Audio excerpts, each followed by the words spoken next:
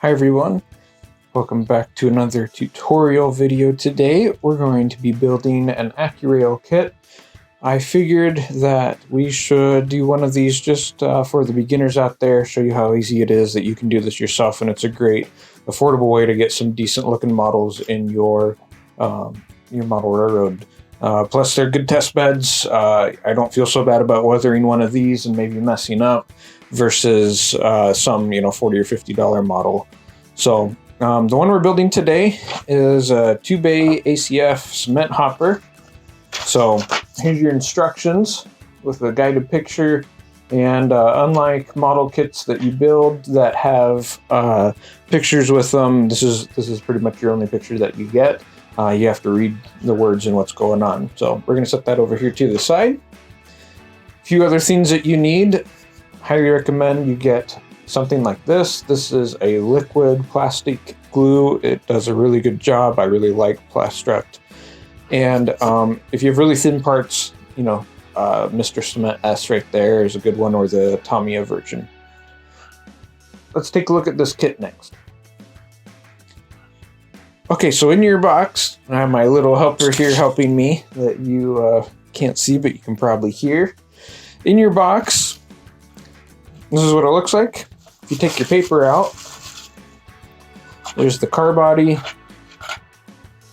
just like that. I like this one. This is neat, nice and shiny. And then you have all your components. So, details, stuff for underside, more stuff for underside, your weight, and then you have the Accurail trucks, wheels, and couplers. These are okay. I don't really like the couplers, so I'm not going to use them. I'm actually going to put an extra set of these on that I have, but that's totally up to you. There's no right or wrong answer there, and we're going to go from there. Let me get this out of the way. Let's show you the next steps here.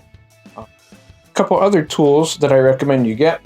You want a good sharp hobby knife, some tweezers. I really like these. These came in a set from Amazon. It's like $20 for a set of like 7 of these or something. But they're strong, they're thin. You can grab really tiny parts if you need to grab really tiny parts. And there's other ones too. This is a reverse set, so you have to squeeze them to open. That's always good for if you're doing something like this. You need to hold it. You don't have to sit there and squeeze it the whole time. And also recommend some super glue. Right here. Super glue is good for the weight, and that's probably what we're going to use on it. Set that over here. And let's get started here. Some of the first steps are working on the base. So we have the base here.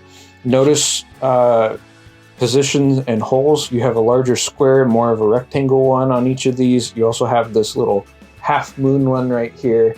That is basically for your air reservoir end, and this is probably the AB valve, I think is where that goes. And then you can see what this looks like from this side. It is painted. One of the recommendations that I have is that as you get ready to put in finer details, things like that, if there's a round hole, use your hobby knife, make the hole a little bit wider just by sticking it in like this, give it a couple turns, no big deal. These are engineered precisely. They do a really good job of it, but then they paint it and it throws your holes off and it makes them too small.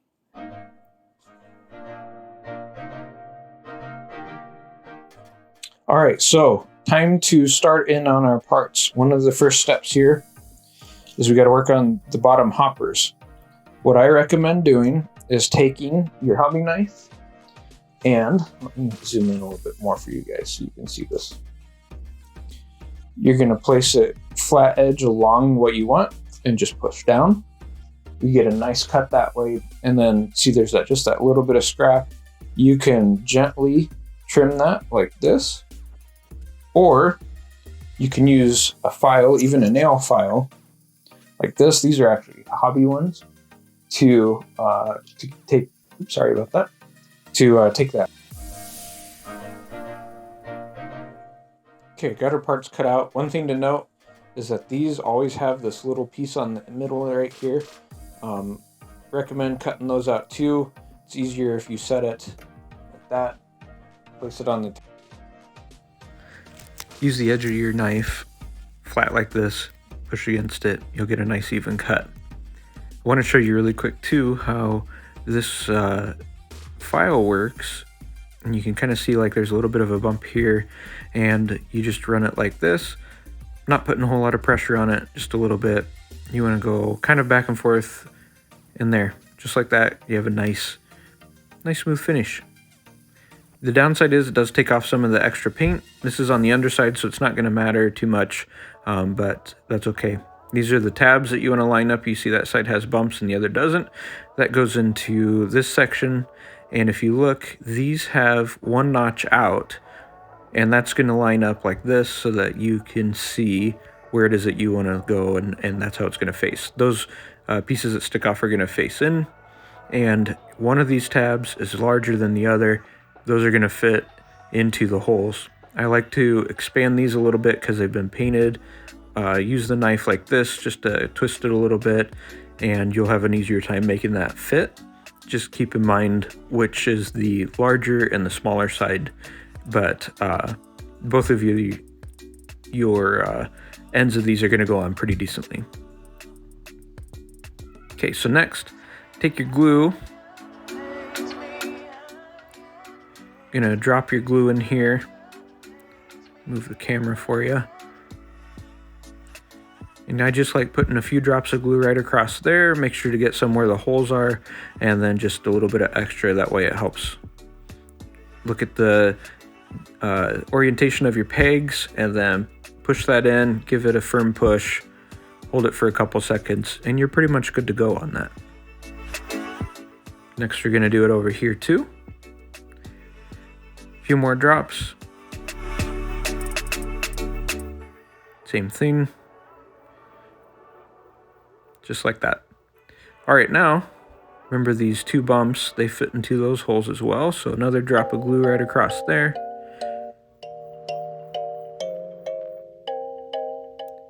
Put that in, push that down with your thumb. Be sure to press on the part that has the pegs on it. Otherwise, you risk breaking off the little detail parts that are around it.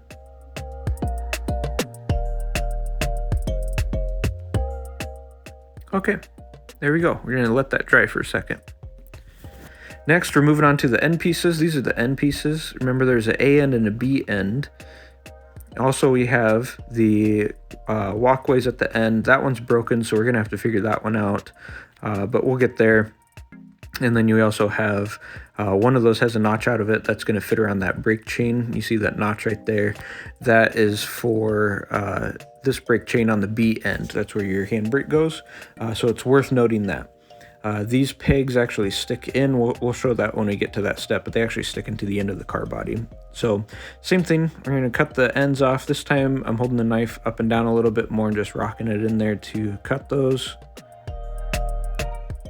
And then once you get those cut off, you want to note which one is the B end. The B end one, clean your cut a little bit here, but the B end one is going to have the markings and holdings for the air reservoir, which is this one. So if you look in there, you see there's like a half moon circle, and then you have these two pegs right here that help hold the brake cylinder in place, or the air reservoir, excuse me. The instructions say glue this from behind, and you can do that. That's not very visible, so that's something that it's kind of up to you. But there's the air reservoir, and if you look on the end of it, there is the half moon peg, so that has an orientation of which way it's going to go for you. Should fit right in there. All right, take your glue, drop a glue right there behind. As you let that sit for a second, it'll kind of run into the hole. And then you can try and put these in with your fingers like this, which is really difficult to do. This is where having the tweezers comes in handy. So grab it with your tweezers, get it lined up, and look how easy that slides in.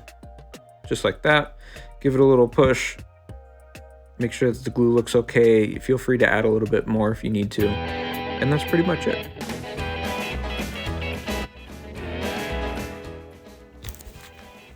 Okay, Now we're gonna put the ends into the car body now. So be sure to pay attention to your B end. It has a brake wheel on it. That's your A end. The B end here with your air reservoir, these just slide in. There's grooves there. And I use my thumb to kind of push that apart a little bit and hold it apart. You can see how easily and gentle that slid in. Should look just like that and fit just like that. Pretty smooth. You can see it tilts out a little bit, but you don't really need to worry about that. Just make sure it's in there flush. We'll glue it here in a second. First though, let's put the other end in, do the same thing. Use my thumb to hold it apart. Make sure it's in there, and there we go. All right, this is where you're gonna take your liquid glue, and this is why I like the liquid, because you can just put drops on the inside here where the seam is.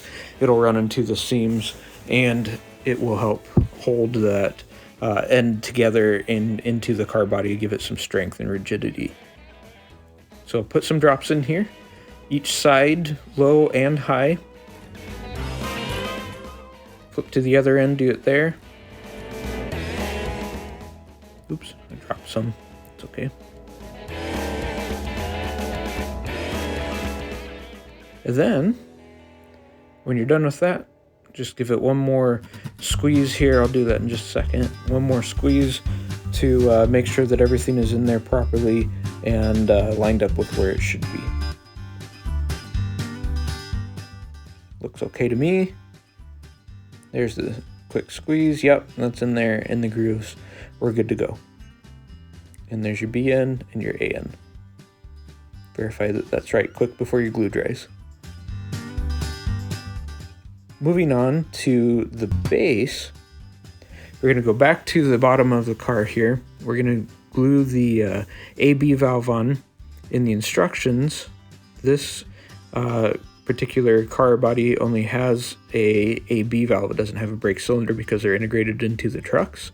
Others will include that too, so you'll have both the AB valve and the brake cylinder to glue on here, but in this case it's just the AB valve. This one has, just like the other one, the half moon fits in there.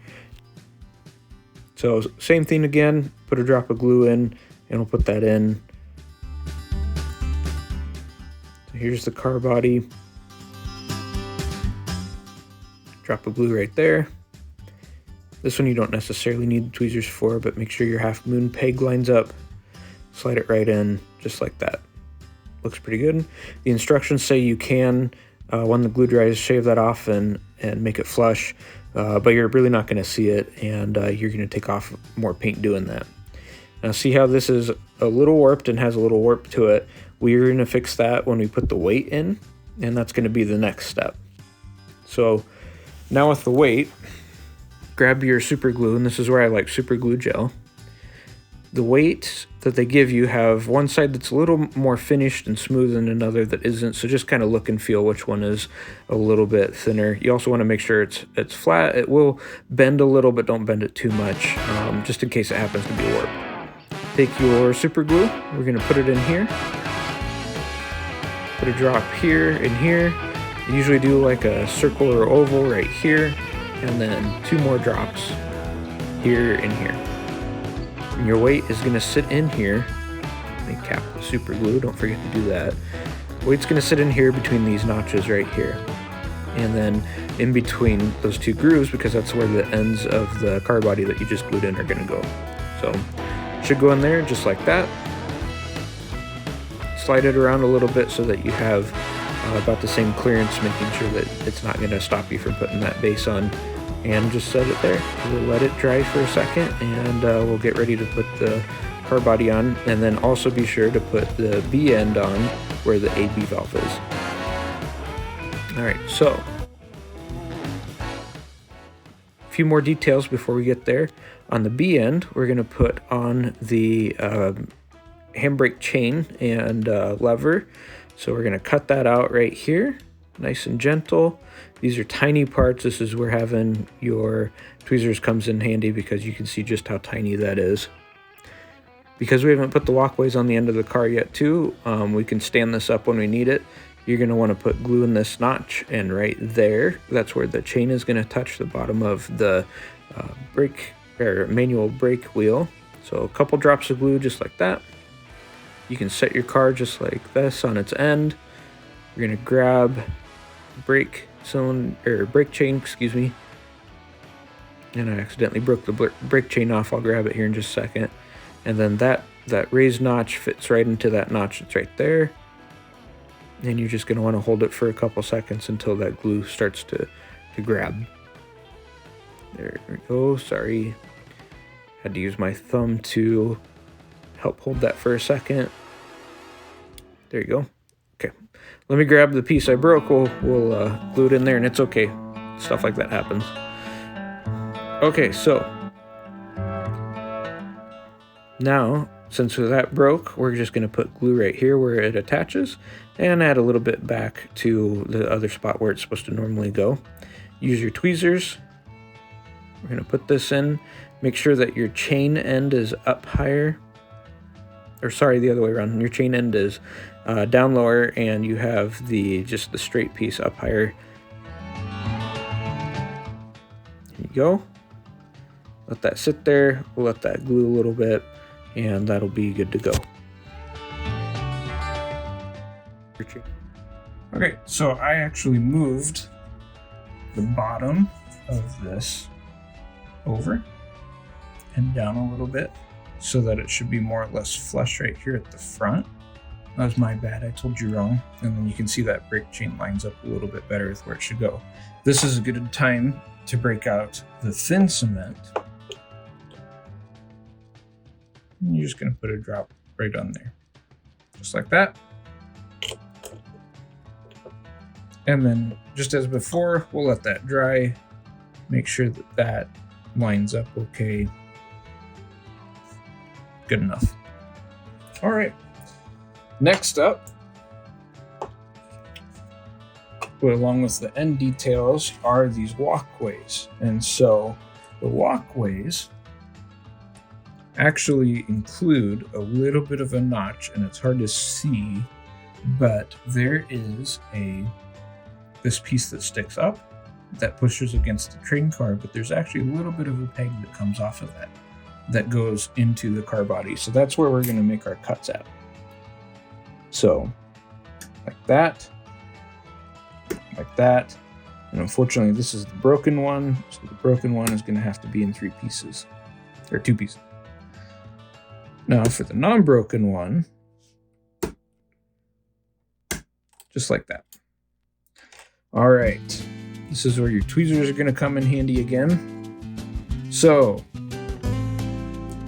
3 little drops of glue, 1, 2, 3, right where those holes are, and this is kind of a big drop, so that's okay.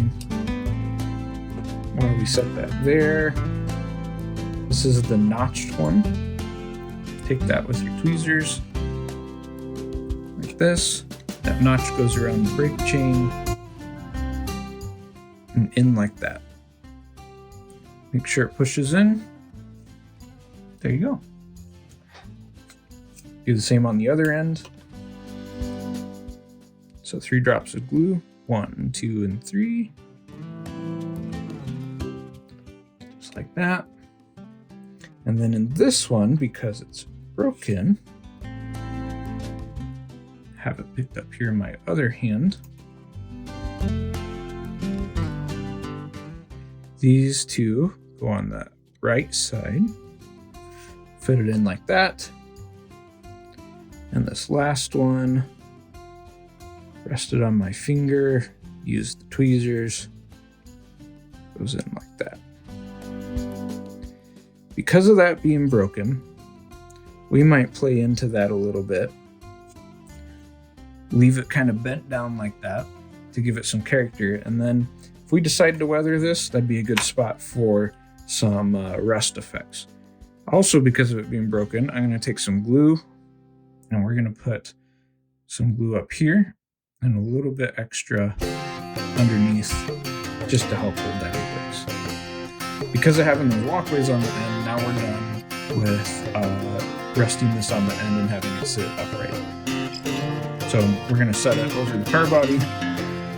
The last end step right here is the brake wheel.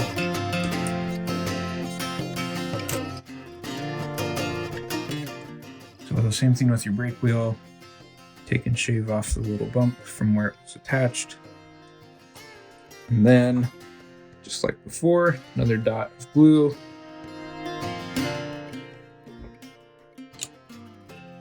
Take your brake wheel, put it in there. What is it? Okay. Okay, our next step, putting the two halves together before we get too much further. This one is kind of up to you. You can glue this if you want, you don't have to. I usually will put a couple drops of glue in these notches here and here,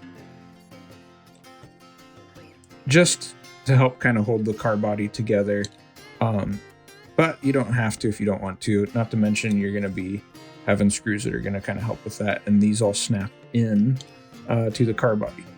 So the most important step out of all of this right now is remember that this is your AB valve. So that's your B end that should match up with your brake wheel end. So car body upside down, this goes in, going from one end like this. You're gonna see you start pushing right about where those truck bolsters are.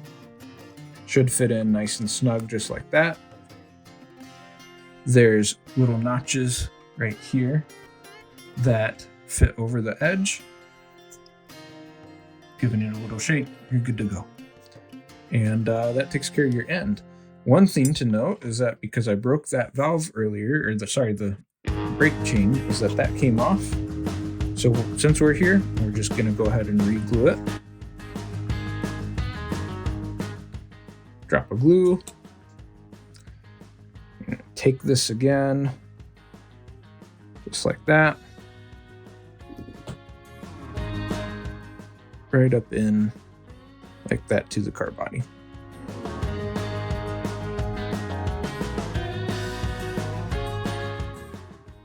I also noticed this was rocking a little bit. So we're gonna take a little bit of extra glue, drop it right in there, move it back and forth, squeeze it in. This is a spot where you're gonna notice that we're gonna see some glue residue. But if we weather that up, you're not even going to notice that that's there. When you look at the car from the side, you're not even going to see it. Check this one. This one's fine. That was just my fault for not getting enough glue in there the first time. Okay. So next, while you have your car like this, and it's upside down, we're going to move on to the stirrup steps. So for these, let me switch these quick so you can see a little bit better. We're going to cut the notches off first, these little bumps on the end, and then we'll cut them out. These really don't have a specific order that they go in, but putting glue into the spots where they go first will help quite a bit. So let me cut these out quick. I'll show you here.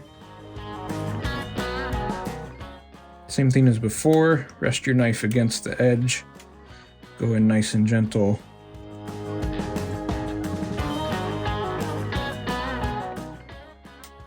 Just like that, and then come back in.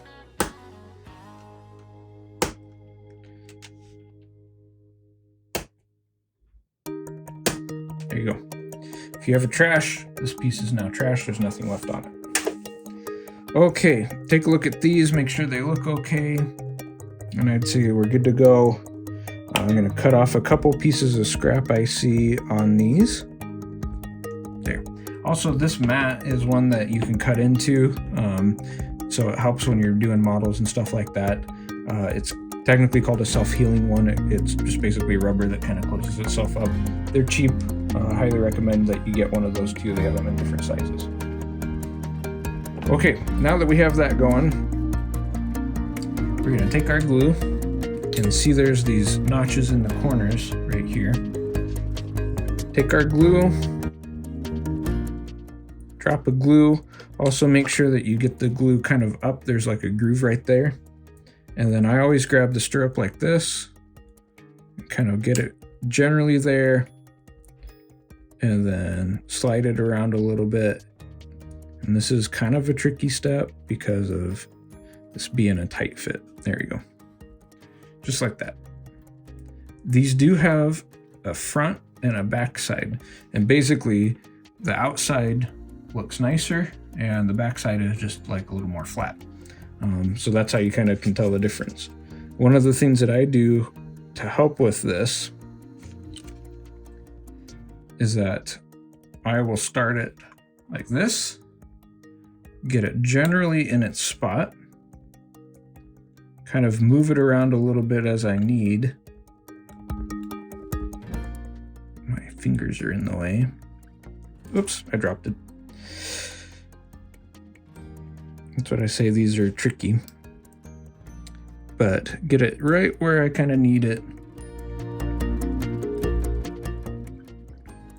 And then you don't want to put too much pressure on it, but if you push from the corners, or if you can get the tweezers in here and spread them out a little bit like that and push on the base, it's even better. Okay, next step, now that those are on. Next step is couplers and trucks. So these right here are your coupler boxes. Right there. These are the couplers we're going to be using, and I need, because of the style that these are, I need these. These are the springs to help center them. And we're going to get into our trucks next. So in this bag, these are the Accurail style couplers. They're a 2-piece coupler. I'd recommend keeping them. They come in handy every once in a while, but they're not the best. So I usually set those over to the side. Here's your trucks. Here's your wheels. Be careful with this bag because in the bottom of the bag, you have, oh, come on, you have all your screws right there. You should have 4 screws, and these are your magnetic air hoses, as people call them, but they're the magnetic pins for those couplers that I said don't use, but they're there. So you need the screws, so put those over here to the side in a safe place. And the first thing we're going to do is we are going to put the couplers in place. So coupler box, if you notice that this end is longer and this end is shorter, that's because when you put these in, and I see I better trim that real quick. These are actually going to fit in like this.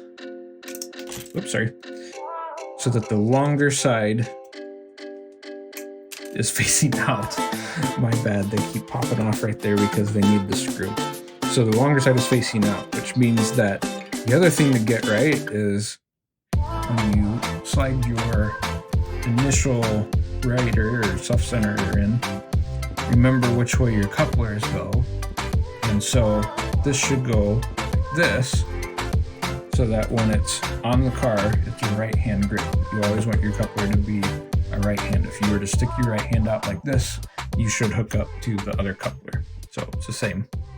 So now we're going to take that, we're going to put it on there like that. And since these want to keep popping off, you can see it looks okay, looks okay. You're going to take your screwdriver. You need a Phillips screwdriver. This one's magnetic, which you can see some pieces of metal wire hanging off of that when I grabbed it. But I recommend that because these screws do have a slight magnetic charge to them, enough that you can grab them sometimes. Put your screw in. Screw this in. It doesn't have to be tight.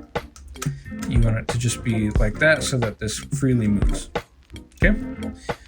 You can do your other end here. Let me trim that.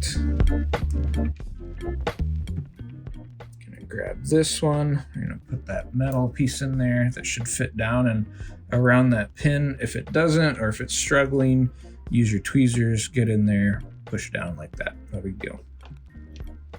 Coupler. Here's another one. You can see when you do these, how that metal, that brass metal is pushing against the side. That's what helps keep it centered and brings it back to center. I usually keep my finger over that, by the way, until I get to here, and then slide it on that way.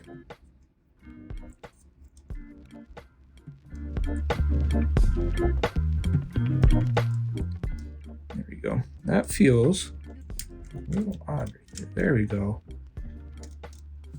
I must have had it a little off.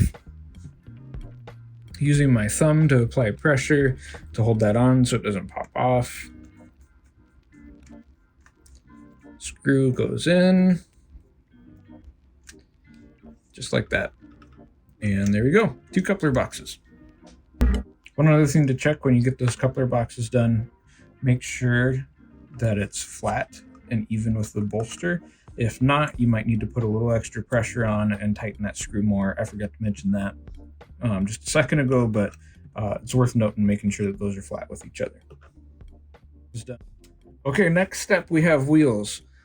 Even though these are plastic wheels, I really do like the Accurail ones. They roll really nice.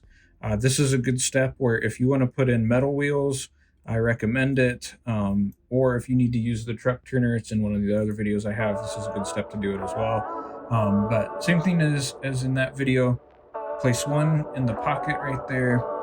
You can kind of see that a little bit there. Place one of these pins in the pocket. Push with this hand with your right one. Use your finger to pull that apart a little bit. Fit it in there so it pops in.